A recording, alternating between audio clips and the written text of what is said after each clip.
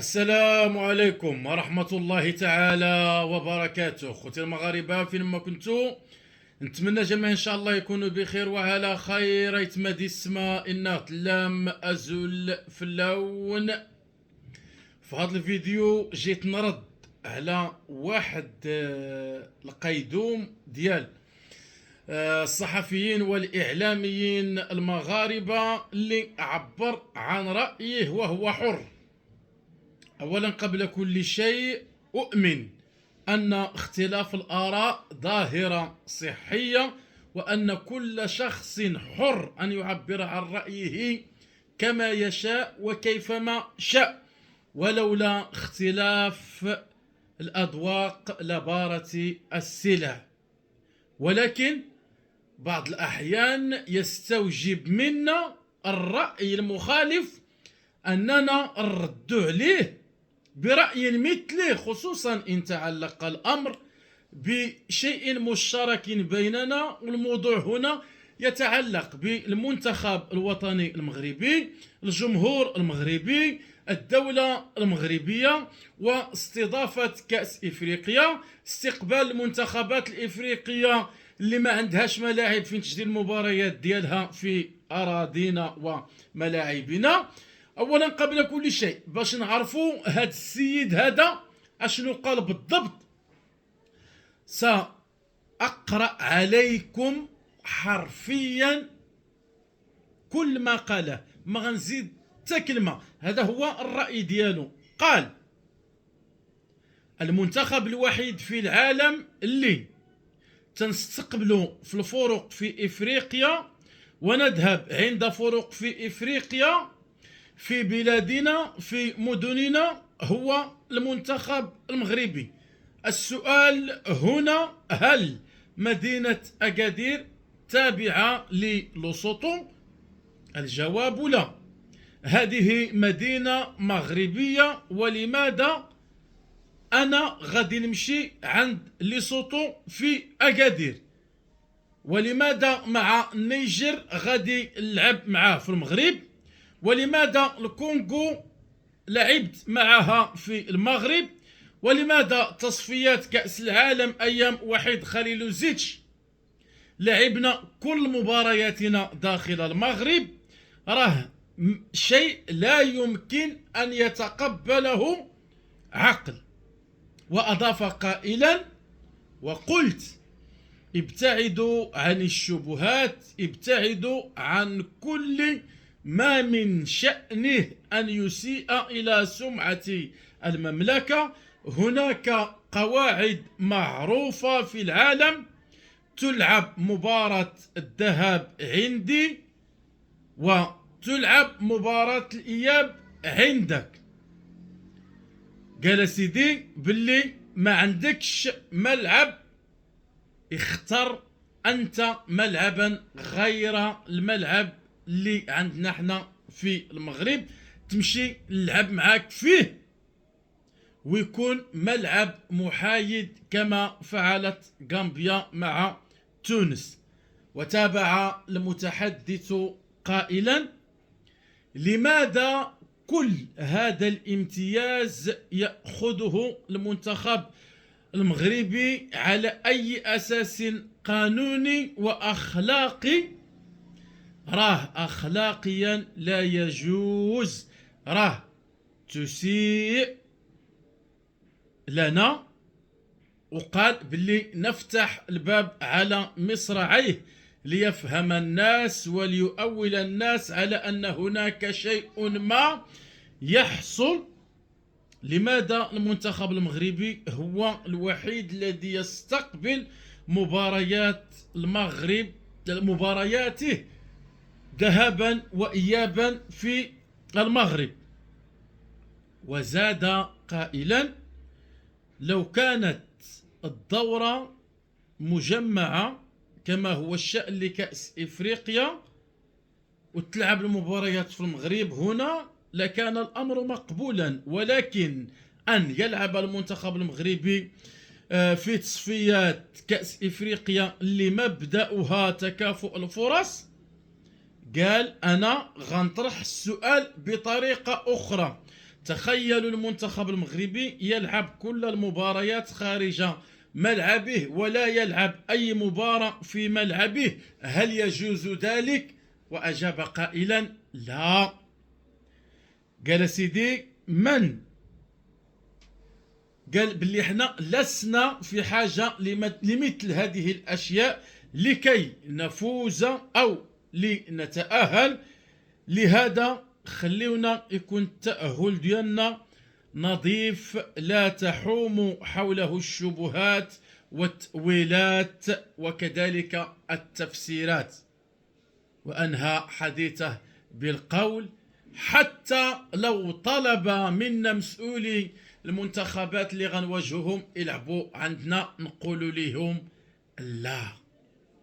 انتهى كلام هذا المحلل، هذا الاعلامي الخبير، هذا قيدوم الاعلامي المغاربه اللي ما نكروش ان ليه واحد الخبره ميدانيه وواحد التجربه صحفيه، والسيد راكم تجارب كثيره في اعلى مستوى، ولكن ماشي بالضروره ان كل الاراء يمكن نتفقوا معها. ربما كاين بزاف اللي بحالي ما غيتفقوش مع هذا الطرح ديالو وغيشوفوا انه منافي للواقع وللحقيقه، لهذا اضطريت انني نعطي الراي ديالي ردا عليه، لانني ما متفقش انا مع هذا الشيء اللي قال.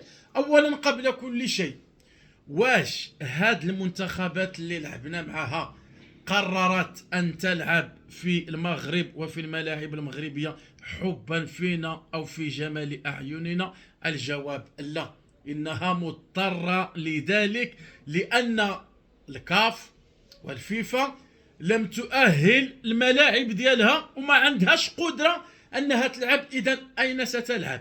إلا شفنا القارة الإفريقية العديد من الدول غتلقى ان عندها نفس المشكل، وعندها الملاعب اللي قادره انها تدخل فيها المنتخبات ديالها اللي عندها ربما لاعب جاهزين هما جنوب افريقيا وزيد عليها الجزائر. وحنا تنعرفوا الوضع السياسي المتأزم بيننا وبين هاد البلدان، حتى ان المسابقات اللي تتنظمها مثلا الجزائر والكاف براسها تتلقى فيها مشكل من المغرب تيبغي يسافر. وراكم شفتوا شنو وقع في كاس افريقيا للشباب وشفتوا مجموعه من الاحداث اللي وقعت. اذا ما يمكن ليناش حنا اننا نمشيو نلعبوا في هذه البلدان هذه، خصوصا مثلا الجزائر. زيد عليها، هل المغرب هو من يجبر هذه المنتخبات على انها تلعب معنا؟ الدليل على ذلك هو ان المدرب ديال المنتخب ديال ليسوتو بالرغم ان جنوب افريقيا قريبه ليه قال لهم ساواجه المنتخب المغربي في المغرب. اذا هما اللي باغيين. المغرب هنا شنو تيدير؟ تيضحي بالكثير، خصوصا الارضيه ديال الملاعب ديالو اللي تتضرر جراء خوض الكثير من المباريات عليها، ونحن مقبلون على تنظيم كاس افريقيا 2025. اذا هنا حنا شنو تنديروا؟ اننا تنقضوا الوجه ديال افريقيا ككل، انها تشوه امام العالم. هو قال ان المنتخب الوحيد اللي تيستقبل. واش مثلا المنتخبات الاخرى ديال باقي الدول في العالم ما عندهاش ملاعب فين تلعب؟ عندها. واش القاره الاوروبيه مثلا تتعاني من هذه الاشكاليه ديال ان ما عندهاش ملاعب مؤهله؟ لا، ما كايناش. اذا علاش حصر هو الامر في ان المنتخب المغربي هو الوحيد؟ لان المنتخب المغربي هو اللي تيواجه منتخبات ما عندهاش فين تلعب. القاره الافريقيه تم نهب ثرواتها، متأخرة في التنمية، الملاعب غير مؤهلة، الدول تيسيروها مجموعة من المسؤولين الشفارة اللي كلاو الميزانية ديال ديك البلدان. الدول الأوروبية استعمرت هاد الدول هذه ونهبت خيراتها وخلت القارة الإفريقية تعاني الويلات. مجموعة من الشباب تفضلوا أنهم يهاجروا يغادروا البلدان ديالهم لأن ما عندهم ما يديروا. إذا هاد الدول هذه ما عندهاش. بحال الا جا عندك شي محتاج دق عليك الله يجازيك بخير فيا الجوع بغيت ناكل، واش كتشوف انت الحاله اللي كيعيشها وتقول له سير بحالك ما نعطيكش تاكل جاي لعندي؟ لا. اذا المغرب هنا راه ماشي حنا استفدنا، حنا راه تنضحيو. تنجيبوا هاد المنتخبات تخصنا نوفروا لها الامن ديالها، نحطوها في فنادق لائقه، نوفروا لها الظروف ديال الكرم ديال الضيافه، واننا كذلك نستقبلوها في ملاعبنا اللي حنا براسنا عندنا ملاعب تعد على رؤوس الاصابع، لان الاخرى تتصلح. كاس افريقيا جايه، كاس العالم جاي، واخا هكاك اصبرنا، لان اصلا الدوله المغربيه راكم عارفين السياسه ديال جنوب، السياسه ديال النظام المغربي اللي باغي يزيد يصلح العلاقات مع الدول الافريقيه، خصوصا ان الغياب ديالنا على الاتحاد الافريقي لسنوات كلفنا الكثير والكثير. القطيعه ديالنا مع العمق الافريقي ديالنا مع ولاد العم استغلوه بزاف ووجهوا لنا بعض الضربات، ونحن الان نعيد المياه الى مجاريها. هاد المنتخبات لولا انها عرفات انها غترتاح في البلاد ديالنا، غتجلس في ظروف تليق باجراء مباراة كرة القدم، الظروف اللي مناسبة للاعبين ديالها من اجل الابداع والاستمتاع وابراز مواهبهم، تلقاو ارضيه فيها عشب صالح لدحرجه الكره، تلقاو ملاعب اللي تزيد تساعد هاد اللاعبين على انهم يبرزوا المواهب ديالهم. شكون المتضرر الاكبر من كل هذا؟ احنا، لان هاد المنتخبات تتلقى ملاعب جيده، تتلعب بواحد الاستماته وتتقدم افضل ما لديها، والخاسر الاكبر من كل هذا هو المنتخب المغربي. هاد النقطه باينه. المهم القضيه ديال اللي قال ان تنستقبلوا وسط بلادنا، راه كلكم خوتي المغاربه متبعين وشايفين وعارفين ان الظروف الحاليه التي يمر فيها المنتخب المغربي بوليد الركراكي، اقل حاجه يمكن وليد الركراكي يطلبها هو انه يواجه الجمهور المغربي في هذه الظرفيه هذه، لان تعيش واحد الضغط نفسي رهيب لا هو ولا اللاعبين ديالو. والقضيه ديال ادم ازنو خير دليل على ذلك، قال انا ما بغيتش نلعبوا قدام المباراه ديال الغابون لانني خفت من رده الفعل ديال الجمهور المغربي، وانا تنعرف الجمهور المغربي كيفاش داير. اذا ما هي الميزه في اننا نلعبوا وسط الجماهير ديالنا؟ انا تنعرفوا انه كاين شي انديه شي منتخبات من تتلعب في بلادها تزاد عليها الضغط مضاعف، لانها مطالبه انها تقدم كره جميله وتحقق النتيجه، عكس مثلا اللعب خارج الملعب ديالك. يمكن لك تحجج ان المباراه خارج الميدان ترجع الله تلعبها الهجمات المرتده ما تجيبش شي نتيجه ايجابيه، تلصقها في ارضيه الميدان المهترئه، تلصقها في المناخ، المهم في شي حاجه. ولكن في المغرب الا لعبنا حنا وما حققناش نتيجه ايجابيه فاش غنلصقوها؟ هذه كلها عوامل تيقراوها المدربين واللاعبين وتزيدهم ضغط نفسي رهيب على الضغط اللي عندهم اصلا. ثالثا، المغرب كدوله كريمه لطالما انقذت وجه الكاف والفيفا بتنظيم مجموعه من التظاهرات الرياضيه بدون ضوضاء ولا مزايدات، واعترف بذلك الرئيس ديال الفيفا جياني انفينتينو، خصوصا مثلا المباريات ديال كأس العالم للأندية، وزيد عليها تظاهرات رياضية أخرى تتعلق بالفئة النسوية والفئة السنية إلى آخره. والسبب في ذلك أن المغرب باغي فعلا يساهم بقوة وبشكل عملي، ماشي غير بالباله وتوزيع الكلام غنديروا كما كيديروا واحد الوحدين سنفعل سنحرر. لا، بالواقع باغي يساهم في تطوير الكره الافريقيه وتوفر من اجل ذلك كل السبل الممكنه باش ان الدول الافريقيه ما تحش بنقص، وان الماء ديال الوجه ديالها يبقى مصان وما تحطش في واحد الموقف صعب. لهذا نستقبلوا هاد المنتخبات اللي تتقدم لنا الطلب، بغينا نلعبوا عندكم، قال لك قولي لهم لا. واش هاد السيد تيهضر من نيتو؟ راه عمرك يمكن لك تفصل ما هو رياضي بما هو سياسي. هنا غنشدوا القضيه اللي تتعرفوا جميع، الصحراء المغربيه ديالنا، وكيفاش ان المغرب غادي وتيقنع مجموعه من الدول باللي الصحراء ديالنا، ومجموعه من الدول تيسحبوا الاعتراف ديالهم بالجمهوريه الوهميه. وهذا الشيء كله غادي في اطار ان المغرب تيدير واحد العلاقه متينه وقويه، علاقه كلها ربح ومصالح مشتركه بيننا وما بين ولاد العم الافارقه. اذا انتهى الدوله مني غاجيو عندك المسؤولين ديال مثلا الاتحاد ديال لي سوطو لكره القدم ولا ديال افريقيا الوسطى، قالوا لكم رجاء بغينا نلعبوا عندكم هنا في المغرب بلا ما نبقاو نضربوا تماما نقلبوا على الملاعب المصاريف زايده كذا، تجي انت بكل صلافه تقول لهم الا ما تلعبوش عندي. واش المغرب قادر يدير هذا الشيء هذا؟ ابدا.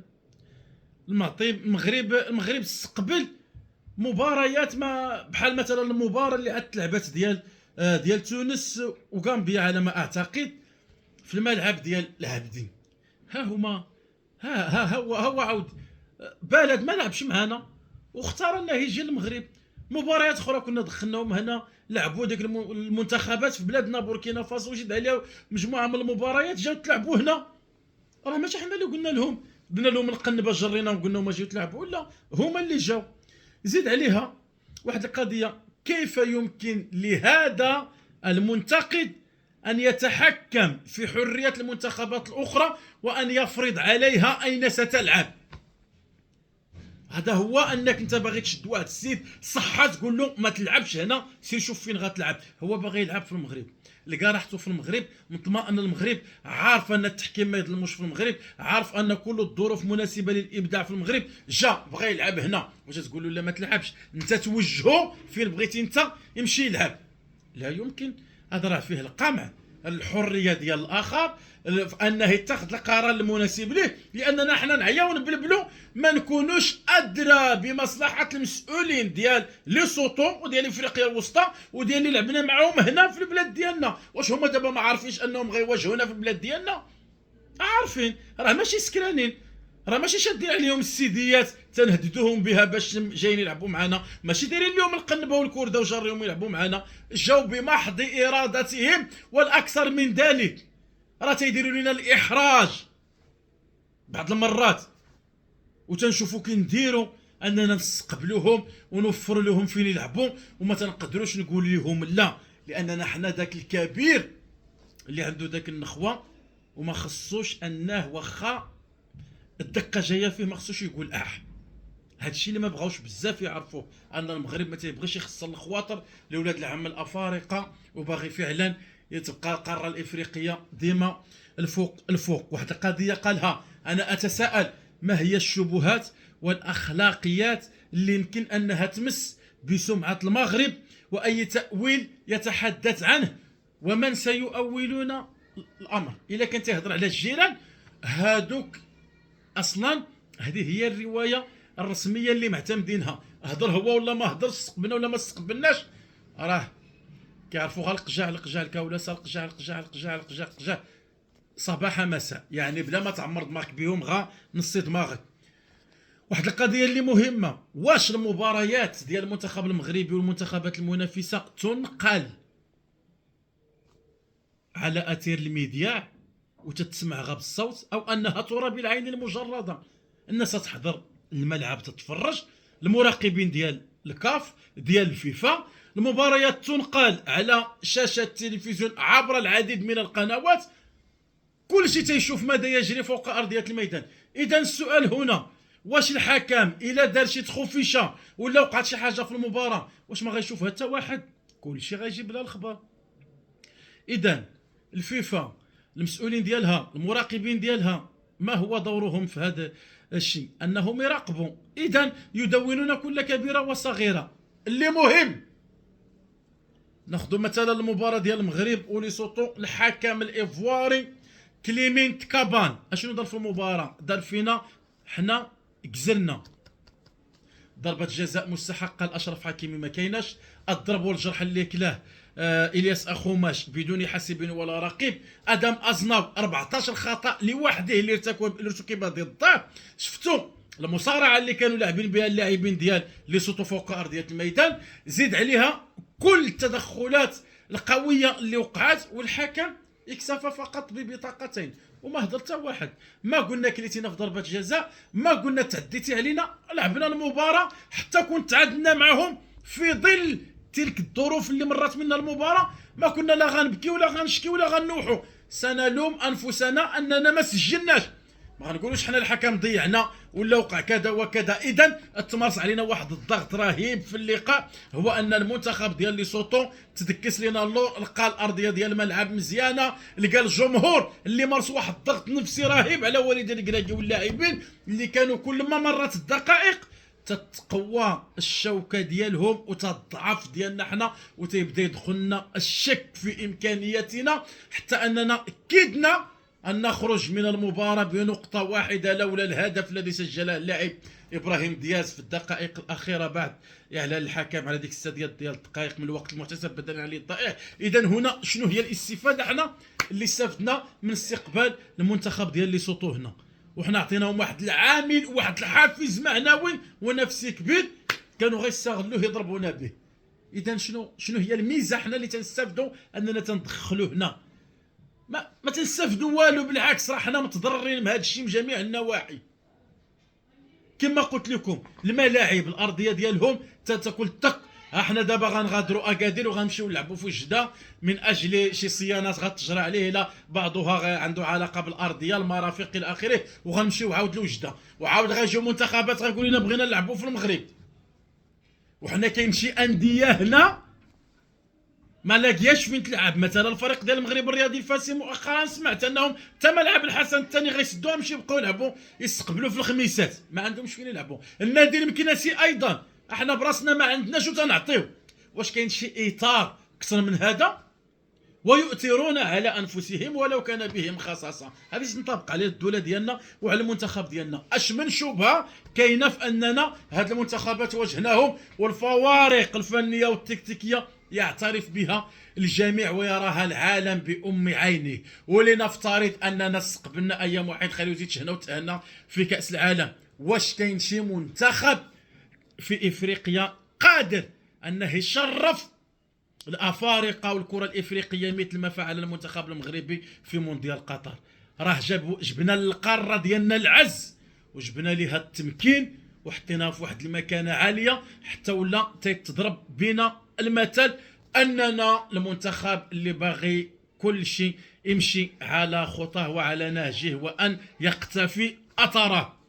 ودابا دير احصاء تسول كل الدول الافريقيه باستثناء واحد جوج ديال الحلقه شكون المنتخب اللي باغي يمثل المغرب في كاس العالم 2026، غيقولوا لك اولهم المنتخب المغربي الذي نامل ان يكرر او أن يحقق أفضل من الإنجاز الذي حققه في مونديال قطر. القارة الإفريقية من تنشاركوا في كأس العالم ما تبقاش المنتخب المغربي يلعب من أجل المغرب، لا، المنتخب المغربي يلعب من أجل القارة الإفريقية ويدافع